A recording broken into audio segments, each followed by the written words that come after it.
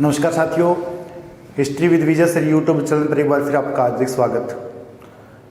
हम देख रहे थे प्रागैतिहासिक काल और प्रागैतिहासिक काल में नवपाषाण काल का हम अध्ययन कर रहे थे।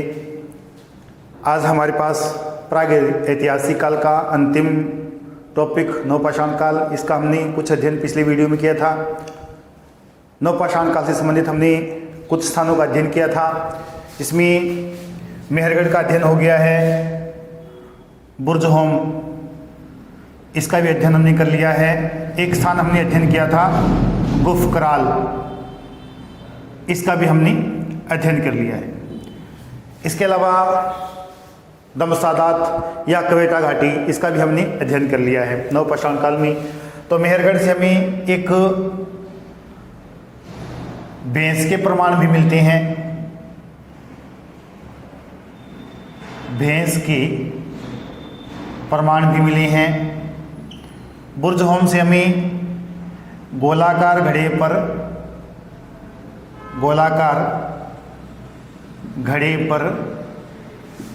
सींग वाले देवता का चित्र भी मिला है। और गुफकराल से हमें जूड़ा पिन, इसका प्रमाण भी मिला है। ये हमने वैसे तो अध्ययन कर लिया था, लेकिन कुछ ही क्वेश्चन जो रह रहे थे इसमें इंपॉर्टेंट है कि भैंस के प्रमाण यहाँ से हमें मिलते हैं। बुर्जहोम से गोलाकार घड़े पर सींग वाले देवता का चित्रण किया गया है। गुफकराल से जूड़ा पिन भी मिली है। इसके बाद अगर हम बात करें नवपाषाण कालीन स्थलों की, तो एक स्थान मिलता है बेलन घाटी, यूपी में है बेलन घाटी। बेलन घाटी से हमें कई स्थान मिलते हैं। बेलन जो घाटी है यूपी में, वहाँ से हमें कई स्थान मिले हैं खोज में, जिनमें से एक स्थान हमें मिलता है कोल्डिहवा। स्थान का नाम है कोल्डिहवा। कोल्डिहवा, इसकी विशेषता ये है कि यहाँ से हमें 6000 ईसा पूर्व के चावल के प्रमाण मिले हैं, रस्सी छाप मर्दभांड मिले हैं और कृषि के साक्ष्य भी हमें यहाँ से मिलते हैं। तो मुख्य जो चीज़ें हैं, चावल के प्रमाण यहाँ से हमें मिलते हैं। इसके अलावा रस्सी छाप मर्दभांड के प्रमाण भी हमें यहाँ से मिले हैं। इसके अलावा कृषि के साक्ष्य, अन्य कृषि भी होती है, इसके साक्ष्य भी हमें यहाँ से मिलते हैं। तो ये जो साक्ष्य हमें मिलते हैं, ये मिलते हैं 6000 ईसा पूर्व के। इसके बाद एक स्थान हमें मिलता है बेलन घाटी में। स्थान का नाम रहेगा महागड़ा। महागड़ा स्थान का नाम है महागड़ा। महागड़ा से हमें 20 झोंपड़ियों के प्रमाण मिलते हैं। 20 झोंपड़ियों के फर्श मिलते हैं, जिनको गेरुआ कलर से तैयार किया गया है। गेरुआ कलर के फर्श मिलते हैं महागड़ा से। 20 झोंपड़ियों के हमें प्रमाण मिलते हैं। 20 झोंपड़ियों के प्रमाण, इनके जो फर्श है वो गेरू रंग से तैयार किए गए हैं, गेरुआ रंग से तैयार किए गए हैं। इसके अलावा महागड़ा से हमें जो एक ऐसी झोंपड़ी मिलती है, एक ऐसी झोंपड़ी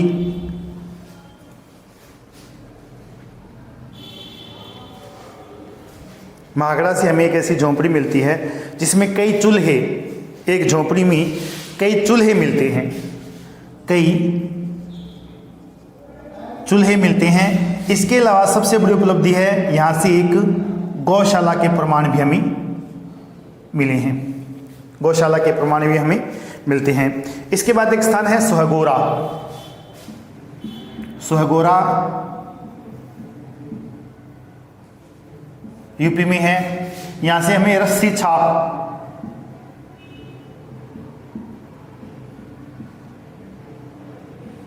मर्दभांड मिले हैं, रस्सी छाप मर्दभांड। इसके अलावा एक स्थान हमने जिसका जिक्र किया था, चौपानी मांडो, बड़ा प्रसिद्ध स्थान जिसका हम पहले अध्ययन कर रहे थे, चौपानी मांडो। चौपानी मांडो जो स्थान है, यहाँ से हमें तीनों संस्कृतियों के प्रमाण मिलते हैं। तीनों संस्कृतियों के हमें प्रमाण मिलते हैं, चाहे वो पूर्व पाषाण काल हो, मध्य पाषाण काल हो या फिर नवपाषाण काल।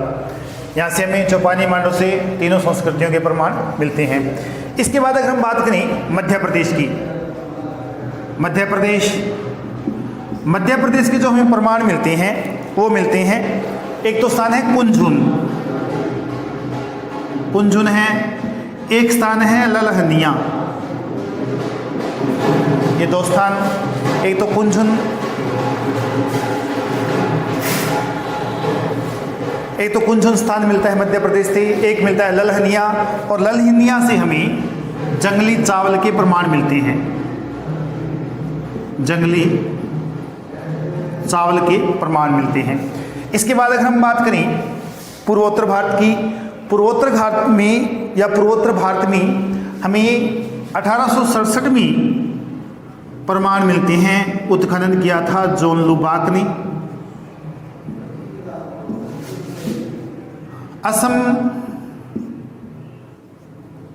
असम की ब्रह्मपुत्र घाटी,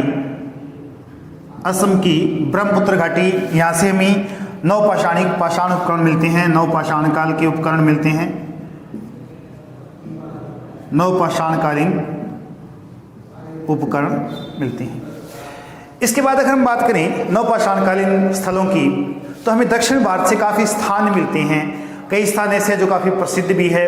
तो दक्षिण भारत के अगर स्थानों की अगर हम बात करें दक्षिण भारत में, तो दक्षिण भारत के स्थानों में सबसे पहले खोज की बात कर लेते हैं 1842 में। नवपाषाणिक जो हमें उपकरण मिले हैं इनकी खोज 1842 में हुई थी, कर्नाटक में हुई थी। स्थान लिंगसुसूर, इसका हमने कई बार पहले भी जिक्र किया है इसी टॉपिक में, लिंगसुसूर से। और यहाँ से हमें जो उपकरण मिलते हैं वो मिलते हैं पॉलिशदार कुल्हाड़ी, पॉलिशदार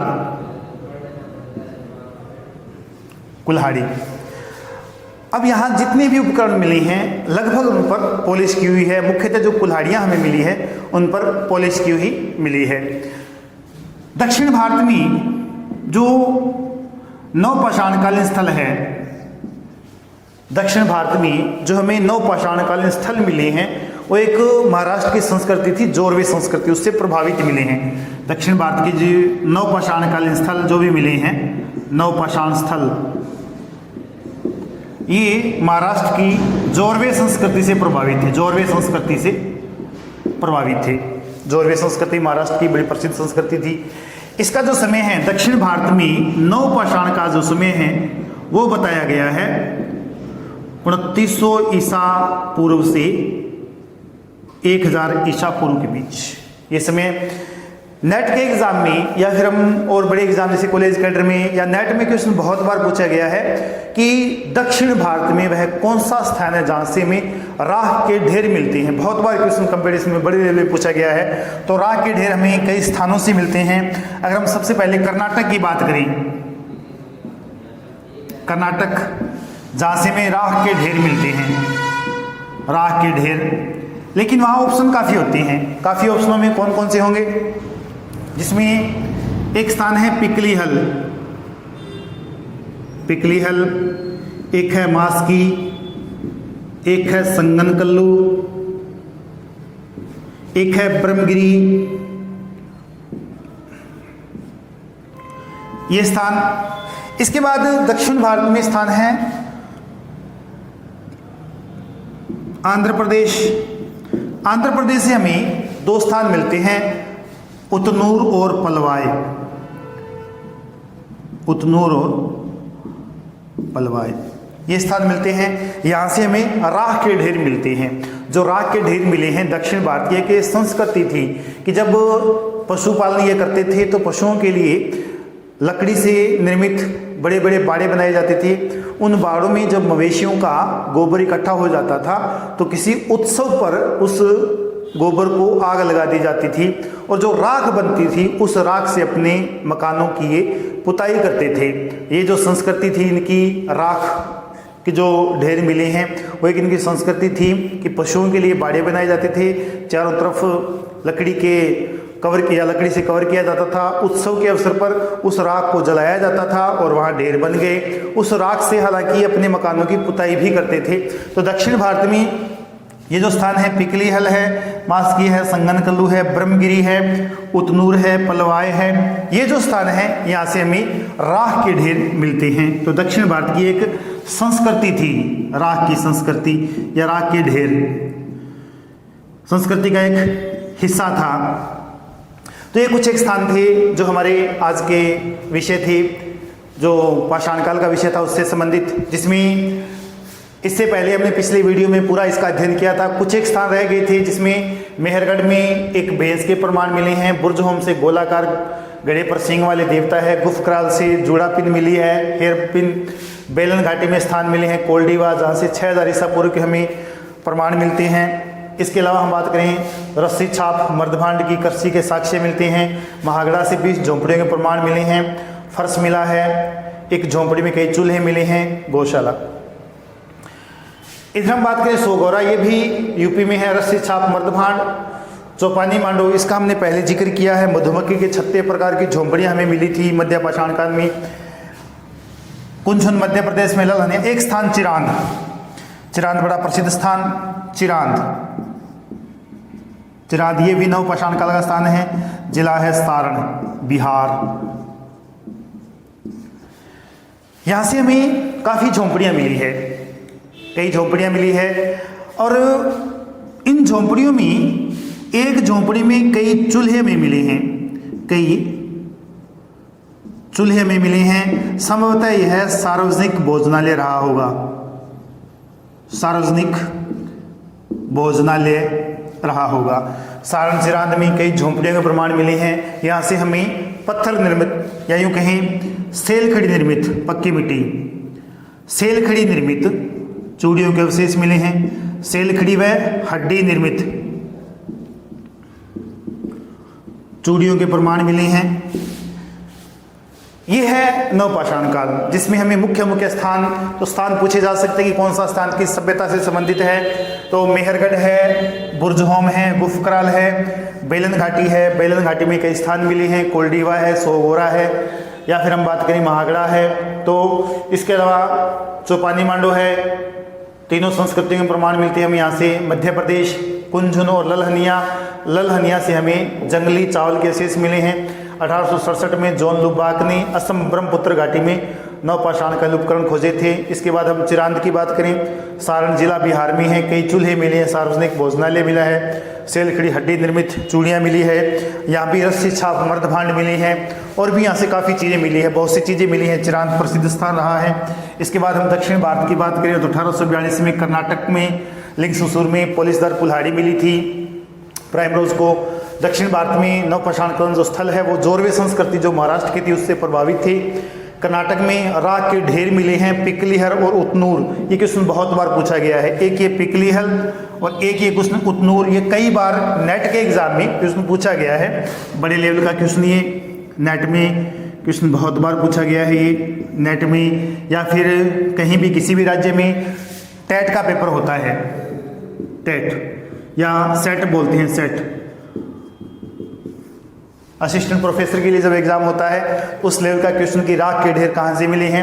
राख के ढेर इसलिए बनाए जाते थे कि दक्षिण भारत में पशुपालन होता था, बहुत बड़े पैमाने पर पशुओं को रखने के लिए बाड़े बनाए जाते थे, उन पे चारों तरफ लकड़ी लगाई जाती थी, और जब वो उन पशुओं का, मवेशियों का गोबर इकट्ठा हो जाता था उसे सुखा दिया जाता था।